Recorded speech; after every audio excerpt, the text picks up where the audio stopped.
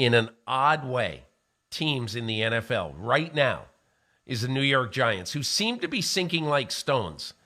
And I get that, and they are, okay? And I don't trust them at all. I think they're going to get beat Sunday night in what shouldn't be the Sunday night game. Giants at Commanders. Dolphins at Bills should be the Sunday night game. I've been on a little crusade about that, but It is what it is. And so, but the New York Giants right now are 0-3-1 in division games. They have 2 division games left. One, their game Sunday night at Washington. Number 2, the last game of the season. Giants at Philadelphia. And again, look, there's a good chance the Eagles are going to have absolutely nothing to play for, and the Giants may have everything to play for. I don't care. I don't think the Giants are going to win either of these games, but there still exists the possibility that the New York Giants, right now at 7-5-1, could win their other 2 non-division games, okay, and finish 9-7-1 and sneak in as the 7th team. And can you imagine a team that goes 0-5-1 in the division, does not win a division game, making the playoffs? I realize I don't know what I want you to say other than holy crap. But when I tell you that, what do you think? Holy crap. No, I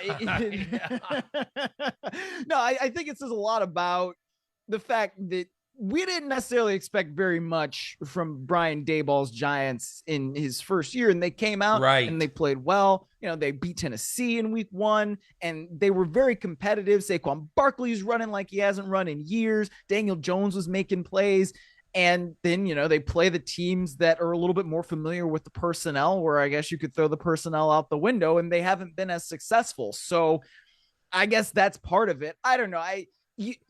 I don't think that there's going to lose to Philadelphia's JV team, because I think that Philadelphia would throw the JV squad out there in week 18, because they, in theory, should have the number 1 seed wrapped up by then. I mean, unless something crazy happens in the next few weeks and they start losing, and then they still would have that number 1 overall seed to play for. But just based on the way the NFC has fallen so far, it stands to reason that Philadelphia won't have much to play for in that. So if the Giants do and they don't, then that does create a kind of topsy-turvy issue, if let's call it, for week 18, where the Giants should be able to beat the Eagles if the JV squad's out there. I would like to at least think that they could do that. But, you know, then we'll see. We'll see. Yeah. I mean, Nick Sirianni is going to have a choice to make, because in week 18, knowing under my scenario, knowing that you've got a bye week coming up, right? If you've got guys who have some significant injuries, maybe you want to rest them. But on the other hand, the NFL road is littered with coaches who rested key guys in the last week of the season because their playoff position was locked up. And then they came out 2 weeks later and were awful.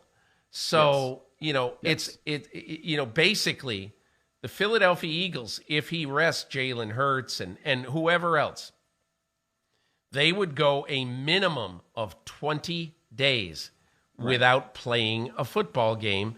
And then they would open their playoffs with a divisional home game on either Saturday or Sunday of divisional weekend. I don't know what they're going to do. I know what I would do if I were a coach. I would say, we're playing at least a half. Yeah. Because I don't want to go 20 days without playing a football game at this time of year. When you play every game, and then all of a sudden you just sit around for 20 days and just do physical fitness stuff and mental side. Anyway, we'll see.